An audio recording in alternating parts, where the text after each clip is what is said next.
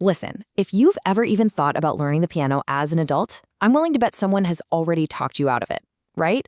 Maybe a well-meaning teacher or your parents, or maybe you just fell down a rabbit hole of 9-year-old prodigies on YouTube and thought, yep, way too late for me. Well, you landed on the exact right explainer today, because I'm here to tell you you are absolutely not too late. Today, we are completely tearing up that rigid, outdated rulebook that's been gatekeeping the piano for literally over a century. We're going to challenge the biggest myths in music education and consider this your official permission to break the rules.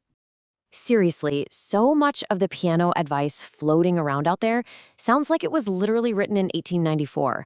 You know the drill. Practice 6 hours a day, start with Bach, memorize dense music theory before you're even allowed to touch a key. But let's get real. Adults don't quit because they lack ability. Not at all. They quit because they're being forced into a teaching method that makes absolutely zero sense for an adult brain.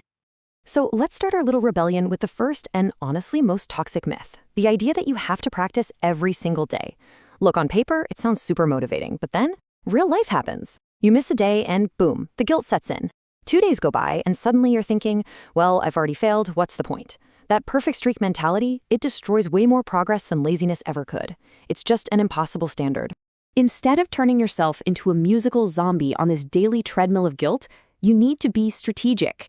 For adults who have jobs, families, actual lives, 3 or 4 highly focused, intentional sessions a week are going to get you way better results than 15 minutes of daily mindless punishment.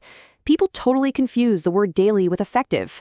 Sure, you could sit at a keyboard every day and just blindly practice your mistakes. Or you can sit down 4 times a week with absolute focus and you will improve so much faster. The thing you've got to remember is your brain learns through repetition over the long haul, not through daily self-flagellation. I mean, think about fitness. No one says, oh, you skipped leg day on Tuesday, guess your legs forgot how to walk. But piano students act like missing one practice is a musical death sentence. The truth, rest actually helps you learn. I promise you, some of your biggest breakthroughs at the piano are going to happen right after you take a day off. It's about staying connected over the months, not obsessing over checking a daily box. Okay, moving on to rule number 2 that needs to be tossed out. Sheet music as a gatekeeper.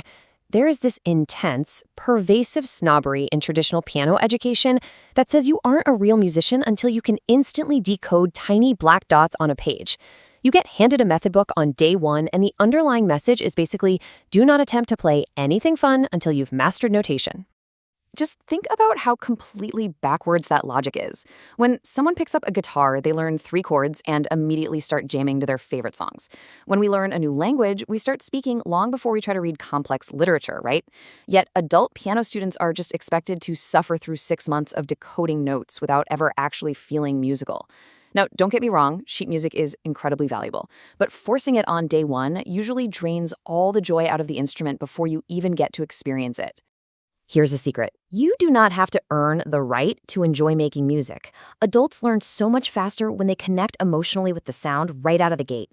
Playing by ear, learning some chords, spotting patterns, just playing the songs you actually know and love, that's what creates motivation. And motivation creates consistency, which creates actual progress.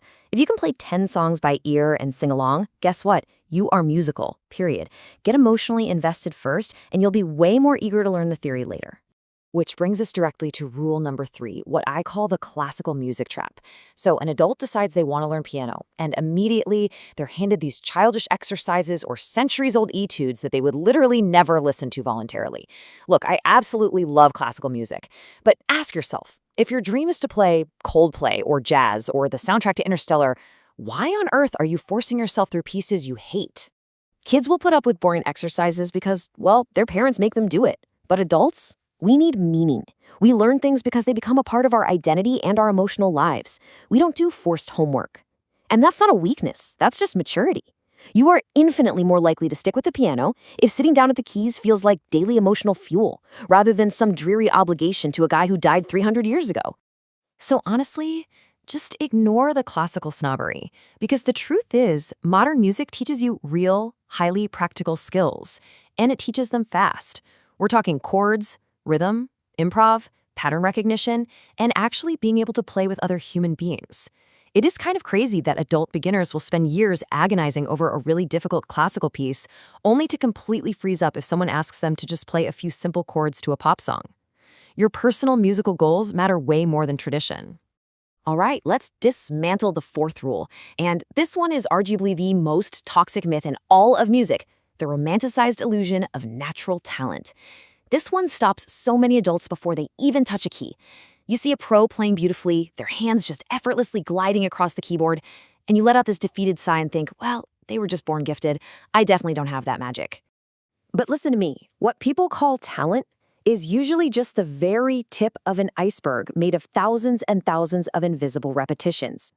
Sure, maybe someone starts out with a tiny edge in finger coordination, but this whole myth of genetic magic, it really just exists as a comforting excuse for people who give up.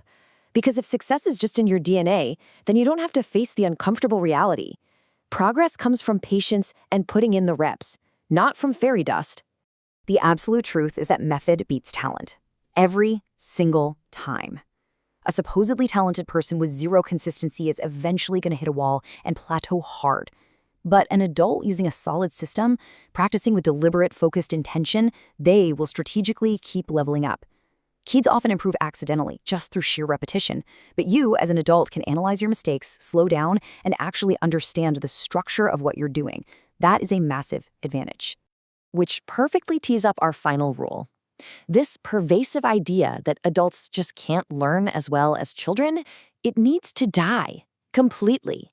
Look, yes, it's true that kids have amazing neuroplasticity and tons of time for immersion. But that's only half the story. Because what adults might lack in raw, spongy brain matter, they more than make up for with an absolute arsenal of psychological advantages. Seriously, look at the adult learner advantage. You have focus, discipline, emotional understanding, life experience, and most importantly, intentionality. You understand exactly why you are sitting at that bench. A kid practices because mom said so. You practice because you boldly chose to. And because of that, adults can grasp complex concepts like theory, harmony, and chord structures so much faster. I have seen adults master chord progressions in a few weeks that kids struggle to wrap their heads around for years. The real issue here isn't your age. It's not your brain's asticity. It is your expectations.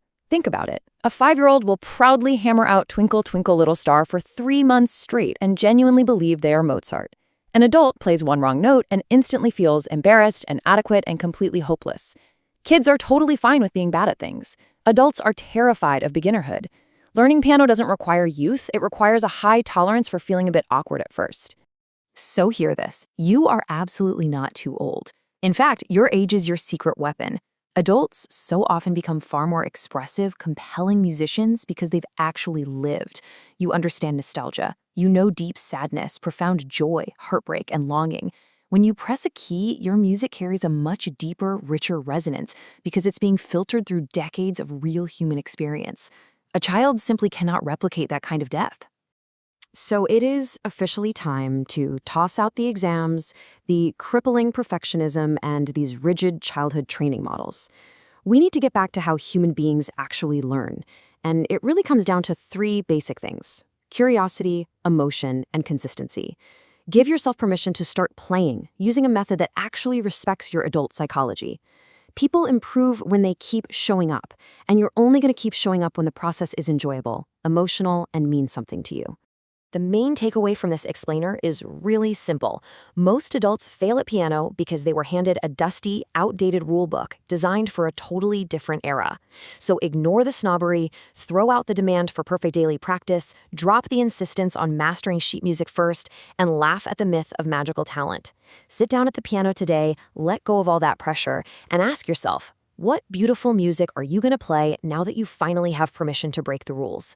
You aren't too late. You are exactly right on time. So the only question left is, are you going to keep making excuses, or are you going to sit down and play?